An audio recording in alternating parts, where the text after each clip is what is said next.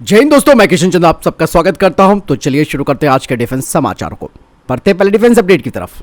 दोस्तों, केरल आधारित इनोवेटर ने आर्टिलरी रॉकेट इंटरसेप्टर सिस्टम के लिए पेटेंट हासिल किया है और ये एक महत्वपूर्ण मील का पत्थर भी है। बता दें कि ये जो पेटेंट है वो innovation multiple artillery rocket interceptor kill vehicle system पर केंद्रित है, जो कि अपनी सटीकता यानी कि एक्यूरेसी और इफेक्टिवनेस के साथ आर्टिलरी रॉकेटों के स्वार्म्स के द्वारा उत्पन्न खतरों का मुकाबला करने के लिए डिजाइन किया गया है। साथ ही कंपनी की तरफ से कहा जा रहा है कि इसके प्रमुख तत्वों में से एक ट्रेजेक्टरी एलाइजनिंग थ्रस्टर है और ये एक महत्वपूर्ण कंपोनेंट है जो कि इंटरसेप्टर्स को आने वाले आर्टिलरी रॉकेटों को सटीक रूप से ट्रैक करने और उन्हें न्यूट्रलाइज करने में सक्षम बनाता है। और इसकी जो प्रिसीजन गाइडेड फंक्शनैलिटी है वो खतरों को तेजी से और निर्णायक रूप से बेअसर कर सकती है, जिससे कि जोखिम भी कम होता है और जो ऑपरेशनल इफेक्टिवनेस को भी बढ़ाता है। साथ ही इस सिस्टम में एक विशेष होल्ड और रिलीज मैकेनिज्म भी है। साथ ही कहा जा रहा है कि ये जो कटिंग एज टेक्नोलॉजी है वो आधुनिक युद्ध के द्वारा उत्पन्न उभरती हुई चुनौतियों के लिए एक मजबूत और जबरदस्त सॉल्यूशन पेश करता है। बढ़ते नेक्स्ट अपडेट की तरफ। दोस्तों, 2016 में भारत ने कुल $8.85 बिलियन में 36 राफेल फाइटर जेट खरीदे थे, लेकिन 2024 में इसे लेकर भारतीय रक्षा गलियारे में एक नई बहस छिड़ गई है, क्योंकि भारतीय वायुसेना ने $7.80 बिलियन की अनुमानित लागत पर 97 स्थानीय रूप से निर्मित तेजस मार्क 1A फाइटर जेट खरीदने की योजना बनाई है। अब इसमें बात आती है कि क्या विदेशी गुणवत्ता से हम कंपटीशन कर सकते हैं। आपको मैं बता दूं कि राफेल और तेजस मार्क 1A दोनों ही अलग एयरक्राफ्ट्स हैं, जहां फ्रांस के राफेल का maximum take off weight 24.5 ton का है और ये काफी अधिक हथियार ले जाने में सक्षम है, जिससे कि ये तेजस MK1A के पेलोड का लगभग 3 गुना ज्यादा वजन ले जा सकता है। तेजस का जो मैक्सिमम टेक ऑफ वेट है वो 13.5 टन का है।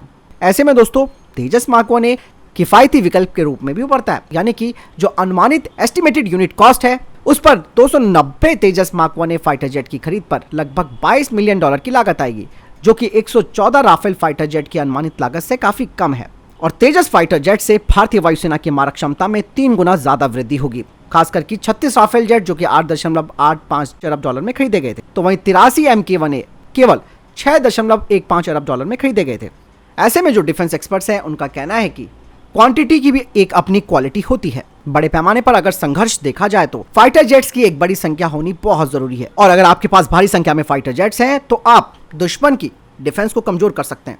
इस मामले में दोस्तों चाइना काफी आगे है, जहां राफेल फाइटर जेट की पेलोड क्षमता अधिक है, इसकी मारक क्षमता भी अधिक है और मिशन फ्लेक्सिबिलिटी में ये तब्दील भी हो जाता है, और ये तेजस मार्क 1A की तुलना में व्यापक रेंज के हथियार भी ले जा सकता है। यानी कि राफेल फाइटर जेट केवल जटिल मिशनों को अंजाम दे सकता है, और ये एक अंतर्राष्ट्रीय प्लेटफॉर्म पर एक मजबूत शक्ति प्रक्षेपण की क्षमता भी रखता है। यानी कि इसमें कोई दो राय नहीं है कि क्वालिटी और क्वांटिटी का, क्योंकि मैक्सिमम नंबर पर फाइटर जेट्स आपके पास होने चाहिए और तेजस का रिकॉर्ड भी शानदार रहा है। फिलहाल आपको क्या लगता है? बढ़ते नेक्स्ट अपडेट की तरफ, जो कि भारतीय नौसेना के प्रोजेक्ट 76 को लेकर आ रही है। दोस्तों, भारत प्रोजेक्ट 76 पर काम करना शुरू कर चुका है और कहा जा रहा है कि प्रोजेक्ट 76 में सफलता के लिए भारत के पास एक मजबूत आधार भी बन चुका है। अरिहंत न्यूक्लियर सबमरीन प्रोग्राम के हल को डिजाइन करने से जो अनुभव और ज्ञान और विशेषज्ञता मिली है उसे सीधे हम प्रोजेक्ट 76 पर लागू कर सकते हैं। वहीं दूसरी तरफ प्रोजेक्ट 75 के तहत देश के अंदर कई पनडुब्बियों के निर्माण का एक सफल ट्रैक रिकॉर्ड भी है, और भारत के पास एक बुनियादी ढांचा और एक कुशल कार्यबल भी मौजूद है, जो कि प्रोजेक्ट 76 के लिए एक महत्वपूर्ण एसेट बन जाता है। स्वदेशी टॉर्पीडो और क्रूज मिसाइलों का निरंतर विकास नई पनडुब्बियों के लिए ऑफेंसिव और डिफेंसिव क्षमताओं की तैयार आपूर्ति को भी सुनिश्चित करता है। प्रोजेक्ट 76 में नेक्स्ट जनरेशन टेक्नोलॉजी का इंटीग्रेशन किया जाएगा, जिससे भारतीय नौसेना की पानी के नीचे की बेड़े की क्षमता बढ़ जाएगी। इस परियोजना के लिए एक नए स्वदेशी डिजाइन का विकास शामिल होगा, जिससे घरेलू डिजाइन विशेषज्ञता को बढ़ावा मिलेगा। हालांकि कुछ विवरण जो सामने आए हैं उसमें कहा जा रहा है कि प्रोजेक्ट 76 में AIP टेक्नोलॉजी से लैस 6 नेक्स्ट जनरेशन की पनडुब्बियों का निर्माण किया जाएगा और 2030 से इनका निर्माण शुरू हो जाएगा।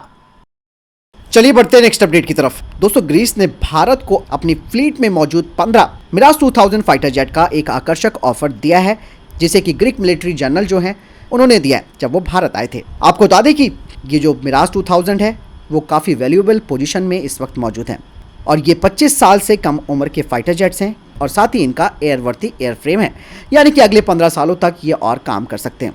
हालांकि भारतीय वायुसेना इनकी कीमतों का आकलन भी करेगी, उसका विश्लेषण करेगी, साथ ही ये भी देखेगी कि भारतीय वायुसेना की जो एग्जिस्टिंग फ्लीट और जो हमारी ट्रेनिंग की रिक्वायरमेंट है उस पर भी विचार किया जाएगा और तब जाकर के इस ऑफर का, जो कि मिराज 2000 का ब्रीक ने ऑफर दिया है, उस पर आगे विचार किया जा सकता है।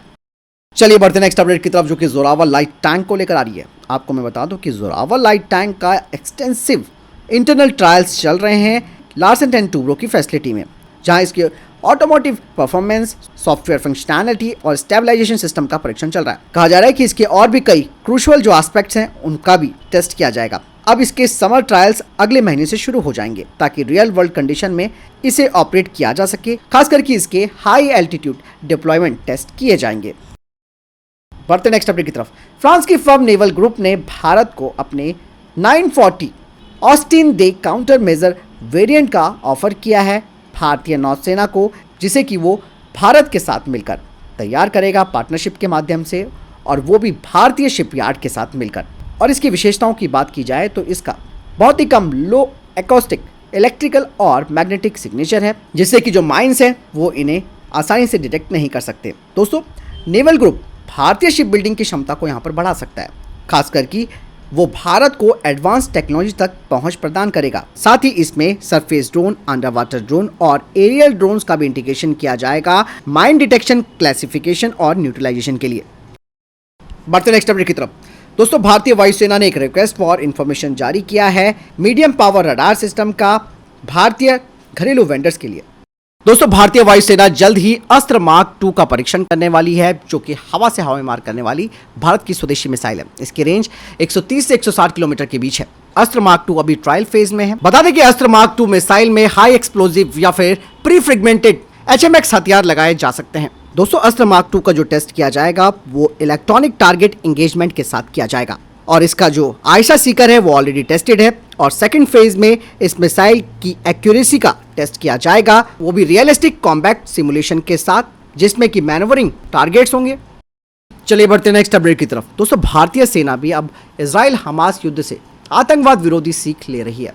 आर्मी ट्रेनिंग कमांड के प्रमुख जनरल ने बताया कि भारतीय सेना इजराइल हमास संघर्ष की काफी बारीकी से निगरानी कर रही है, ताकि अपने सैनिकों को भी सीमा पर ऐसी स्थितियों से निपटने के लिए ट्रेन किया जा सके अगर पाकिस्तान या फिर किसी अन्य देश से आतंकवादी हमले शुरू होते हैं। तो Shimla base army training command के general officing commanding in chief lieutenant general Manjinder Singh ने बताया कि हम ये जानने के लिए 3 साल से रशिया यूक्रेन युद्ध पर भी काफी करीबी से नजर रख रहे हैं कि ड्रोन और नई टेक्नोलॉजी युद्ध को कैसे प्रभावित कर रही हैं।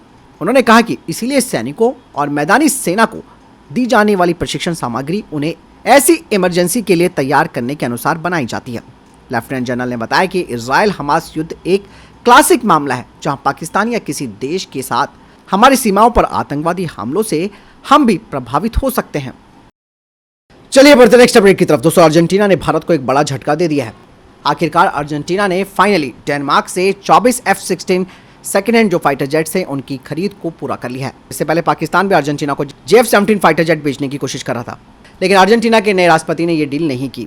यानी कि दोस्तों, इस डील से भारत का तेजस फाइटर जेट अब बाहर हो गया है। लेकिन अब भारत के पास नाइजीरिया, फिलीपीन और मिस्र, ये 3 देश हैं जो कि तेजस फाइटर जेट को खरीदने में दिलचस्पी दिखा रहे हैं। हालांकि अर्जेंटीना के साथ ये डील नहीं होनी थी, इसके बारे में कई बार अंदेशा भी लगाया जा रहा था।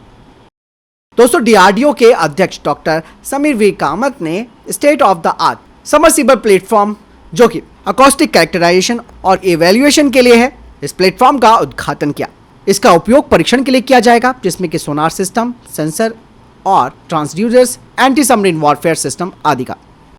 तो फिलहाल ये थे अभी तक के टॉप डिफेंस अपडेट्स। वीडियो के संबंध में कोई प्रश्न, जवाब या आपको कोई सवाल कमेंट सेक्शन में लिखकर जरूर पूछ सकते हैं। मिलता हूं वीडियो के साथ। चैनल जरूर सब्सक्राइब कीजिएगा। जय हिंद, वंदे मातरम।